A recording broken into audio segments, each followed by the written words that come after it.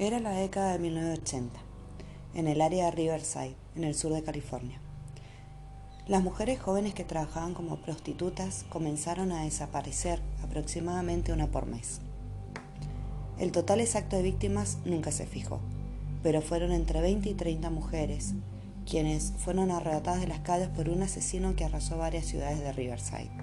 Apuntando siempre a las prostitutas, arrojaba los cuerpos de las víctimas en regiones montañosas, contenedores de basura y varias áreas al borde de las carreteras donde seguramente las encontrarían. En muchos casos, los cuerpos se descompusieron tanto que no los podían reconocer, y si no fuera por el ADN o los registros dentales, habrían permanecido sin nombre. En algunos solo se encontraron escasos huesos. Muchos permanecen sin reclamar hasta el día de hoy. Nadie sabe cuántas mujeres nunca se encontrarán.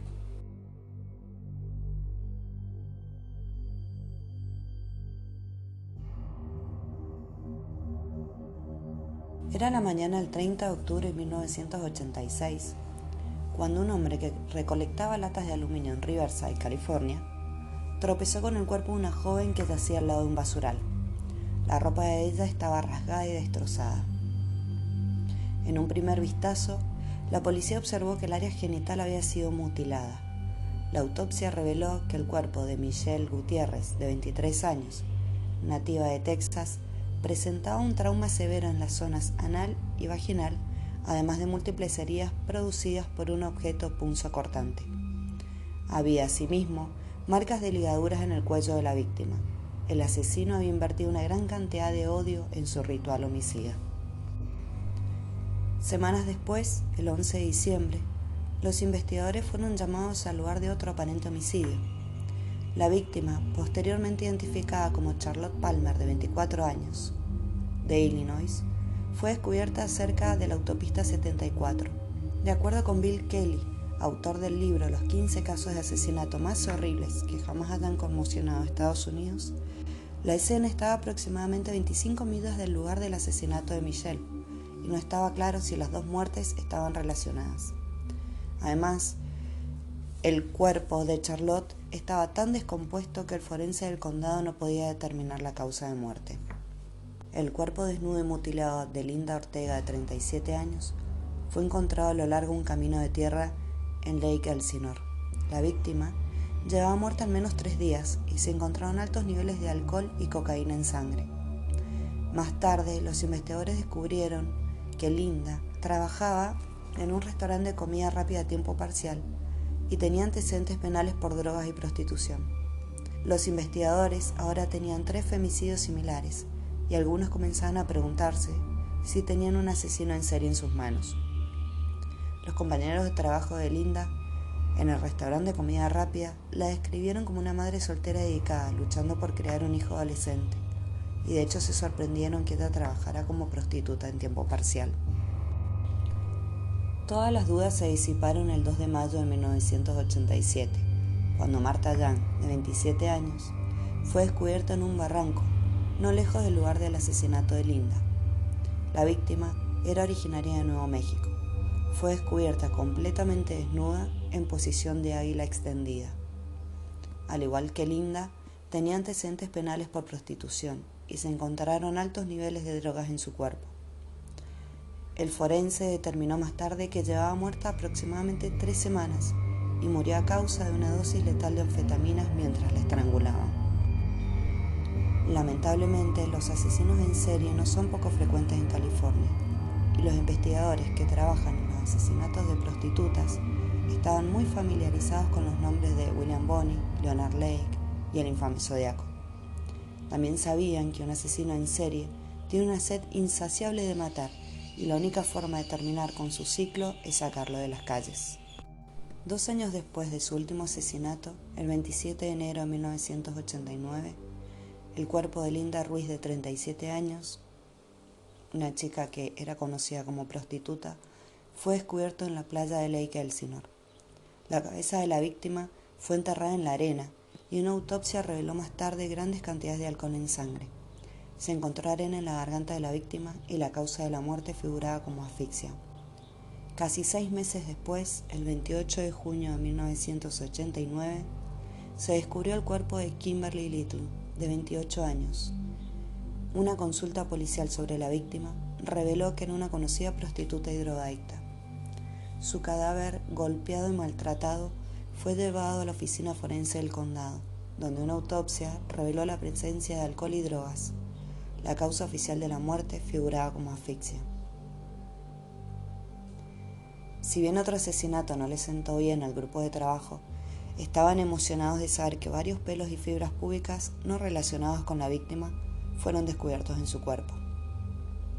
Esta evidencia por sí sola les dijo muy poco sobre el asesino, pero si surgió un sospechoso, las muestras podrían desempeñar un papel importante en su identificación.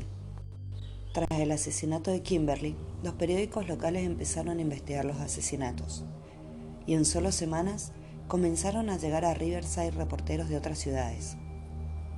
El asesino pronto fue apodado como el asesino de prostitutas de Riverside o el asesino de Lake Elsinore. El capitán Bill Reynolds dio varias conferencias de prensa y trataba de calmar al público, asegurándoles que estaban haciendo todos los esfuerzos para encontrarlo. Sin embargo, el 11 de noviembre de 1989, un residente local descubrió el cuerpo apaleado y mutilado de Judy Angel, de 36 años. Judy tenía una larga lista de antecedentes penales que incluía detenciones por prostitución y posesión de drogas. Durante la autopsia, el forense descubrió varios cortes profundos en las manos de la víctima. Las heridas parecían ser defensivas, y la víctima también sufrió varios golpes en el rostro hasta que finalmente le aplastaron el cráneo. Según Jack Levin, profesor de Sociología y Criminología, el denominador común entre las víctimas de los asesinos seriales es la vulnerabilidad. En una entrevista dijo que las prostitutas son las víctimas número 1 porque entran directamente en el auto con un extraño, son fácilmente deshumanizadas en la mente del asesino y quizás no serán extrañadas por mucho tiempo por su familia. También describe a un asesino en serie como alguien que asesina a una víctima a la vez, al menos 3 o 4 durante semanas, meses o años, con un periodo de reflexión entre sus asesinatos. La mayoría de los asesinos en serie cazan humanos, generalmente por emociones sexuales, y cometen crímenes una y otra vez hasta que los maten, los arresten o, en casos muy excepcionales, deciden seguir adelante y encontrar otra fantasía que seguir. A menudo, los asesinatos se vuelven más violentos que los anteriores, y el periodo de reflexión se vuelve cada vez más corto. El asesino también podría volverse más descarado. Con el paso de cada asesinato, empieza a sentirse como Dios e imparable. El 13 de diciembre de 1989, un mes después del descubrimiento de los restos de Judy, se encontró el cuerpo de Cristina Leal, de 23 años. A diferencia de las víctimas anteriores, ella estaba completamente vestida y no parecía haber sufrido abusos o mutilaciones graves antes de morir. Cristina era residente de California. Había sido arrestada anteriormente por drogas y prostitución. Los investigadores encontraron huellas de neumáticos en la escena del crimen e hicieron varias impresiones, que luego podrían usarse para comparar con el vehículo de un sospechoso. Las manos de la víctima fueron envueltas en bolsas de papel para preservar cualquier cosa que pudiera estar debajo de sus uñas. En el laboratorio se examinaría el cuerpo en busca de pelos y fibras. Más tarde, durante la autopsia de la víctima, el forense descubrió que ella había sido apuñalada directamente en el corazón. Debido a que estaba vestida, la herida no se notó de inmediato, lo que sugiere que el asesino la había vestido después de matarla. La herida de arma blanca, aunque potencialmente fatal, no fue la causa inmediata de la muerte. Ella murió asfixiada por estrangulamiento. Se eliminaron varios vellos púbicos y fibras del cuerpo que luego se compararían con los descubiertos en Kimberly. Luego, mientras el forense inspeccionaba el área genital de la víctima, hizo un descubrimiento sorprendente de que el asesino había colocado una bombilla, o foco como le llamen, en el útero de la víctima, algo que ninguno había visto antes. Los crímenes del asesino iban en aumento. Los asesinatos se volvían más perversos y el tiempo entre asesinatos se estaba acortando. No había duda de que volvería a atacar, pero sin un solo sospechoso al que perseguir era imposible saber dónde mirar. En la mañana del 18 de enero de 1990, Los investigadores fueron convocados a una escena al este de la Interestatal 15 en Lake Elsinore.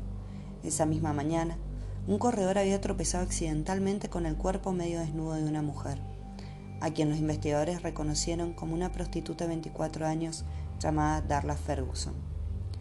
Ella murió como resultado del estrangulamiento, que fue tan severo que casi se muerde la lengua. Al igual que la escena anterior, los investigadores encontraron huellas de neumáticos e hicieron varias impresiones para compararlas con las anteriores. Menos de un mes después, el 8 de febrero de 1990, unos agricultores que trabajaban en un huerto en Highgrove descubrieron el cuerpo desnudo de Carol Lynn Miller, de 35 años. Carol era una conocida prostituta y drogadicta que había desaparecido un mes atrás.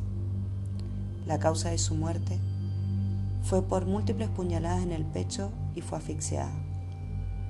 El forense también tomó nota de una herida cerca del pezón derecho de Carol. Se descubrieron pelos púbicos en la víctima que luego se compararon con los que estaban en el archivo de asesinatos anteriores. 8 meses más tarde, el 6 de noviembre de 1990, un hombre que trabajaba en una planta industrial al noroeste de Riverside, no lejos del lugar donde se encontró a Carol, descubrió el cadáver desnudo y mutilado de una mujer escondido debajo de algunas ramas de árboles.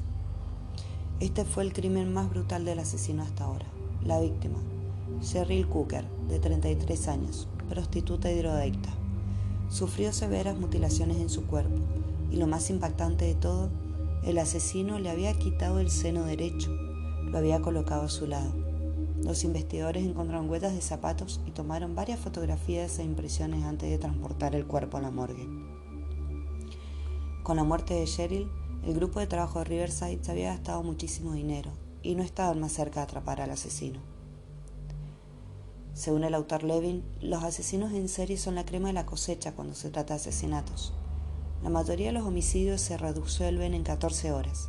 Los asesinos en serie pueden permanecer sueltos durante semanas, meses, años e incluso décadas. Hay un proceso de selección. La mayoría de ellos esperan con mucha inteligencia hasta el momento más efectivo para atacar a la víctima, limpiar la escena, arrojar el cuerpo. En muchos casos, la policía no obtiene pruebas físicas. El 21 de diciembre de 1990, un conserje estaba vaciando cubos de basura en un complejo industrial cuando descubrió el cuerpo desnudo y cuidadosamente posado de una mujer joven. La víctima fue reconocida como Susan Stanfield, una prostituta y drogadicta local de 27 años. No se encontró evidencia de mutilación en los restos de ella y el forense determinó que murió por estrangulamiento. La víctima número 13, Kathleen Milne, de 42 años, fue descubierta el 19 de enero de 1991. Un automovilista que pasaba vio su cuerpo junto a la carretera al noroeste de Lake Elsinore. Según la autopsia, la víctima quedó inconsciente por varios golpes en la cabeza y luego fue estrangulada. Llevaba muerta menos de 24 horas. En la mañana del 27 de abril de 1991, un transeúnte tropezó con el cuerpo de Michelle Paiser, de 24 años, una chica que trabajaba en limpieza y era prostituta a tiempo parcial. La víctima había sido dejada en un macizo de flores en el estacionamiento de un bowling. La habían violado, estrangulado y posado. Un desatascador sobresalía de su vagina. El 4 de julio de 1991, unos excursionistas descubrieron los restos de Sherry Latham, una conocida prostituta y drogadicta de 37 años. La mano de la víctima estaba envuelta alrededor de algunas ramas cercanas, sugiriendo que estaba viva cuando el asesino se fue. Aparentemente, Sherry había hecho un último intento por arrastrarse antes de sucumbir a las heridas. Una autopsia reveló más tarde que la víctima había sido estrangulada y se descubrieron pelos felinos en su cadáver. Según los amigos de ella no tenía gato, lo que lleva a los investigadores a preguntarse si el asesino tenía uno. Justo cuando parecía que nunca iban a tomar un descanso, los investigadores pista importante el 15 de agosto de 1991. Un hombre que conducía una camioneta gris recogió a una prostituta cerca de la Universidad de California. Ella les dijo a los investigadores que todo iba bien al principio, pero luego el hombre se enojó y comenzó a agredirla sin ningún motivo. Por suerte, logró saltar del vehículo y correr. El hombre aceleró rápidamente, pero se detuvo en una esquina cercana y recogió a una amiga de la chica, una prostituta de 23 años llamada Kelly Hammond. Más tarde, esa misma noche, los investigadores encontraron el cuerpo desnudo de Kelly, quien había sido estrangulada y su cuerpo aún estaba caliente. La mujer que escapó pudo ayudar a los investigadores a crear un boceto compuesto del sospechoso y su vehículo. Los investigadores emitieron rápidamente un perfil y en cuestión de horas los periódicos y las estaciones de televisión estaban transmitiendo la imagen del asesino.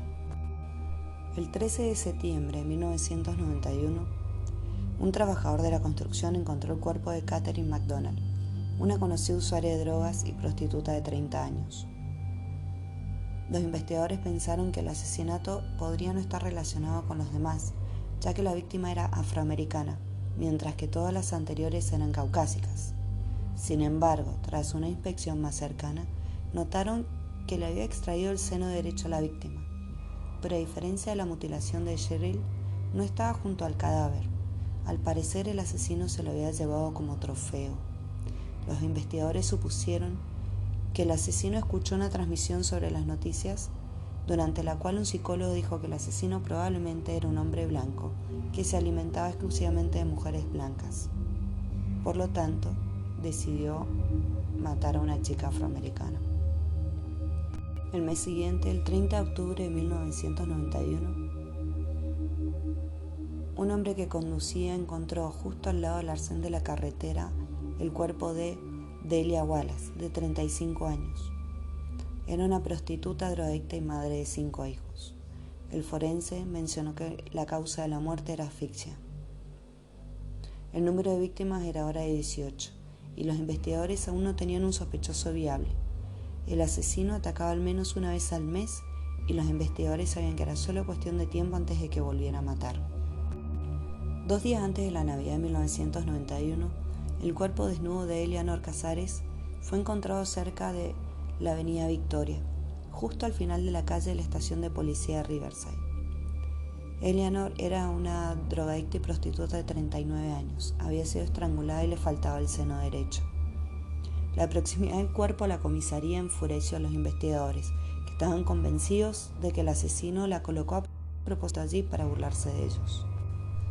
La noche del 9 de enero de 1992, el oficial Frank Horta estaba patrullando la avenida Universitaria, un área conocida por prostitución y drogas, cuando de repente notó que una camioneta que coincidía con la descripción del sospechoso hacía un cambio en sentido ilegal.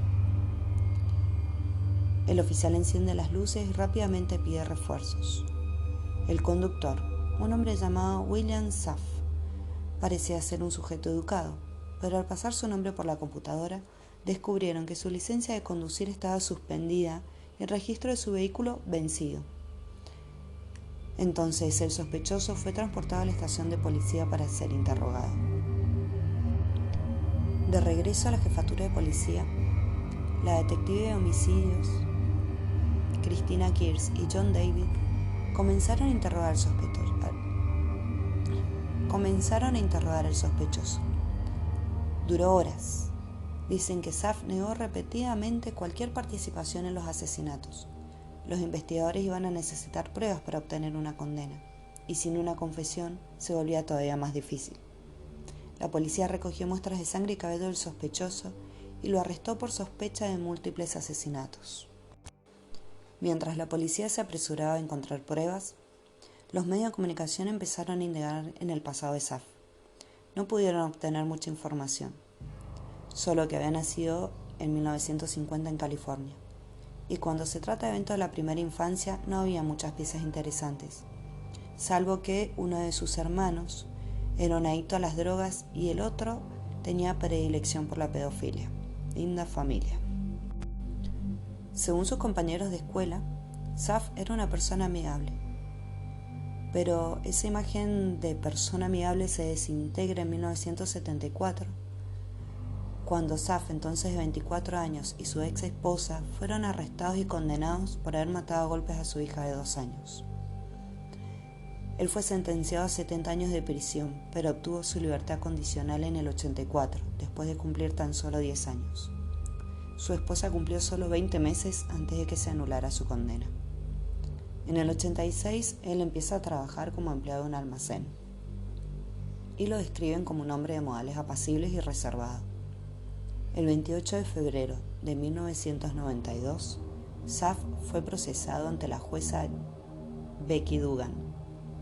El fiscal describió a Saf como un sádico sexual violento que disfrutaba torturando y asesinando mujeres.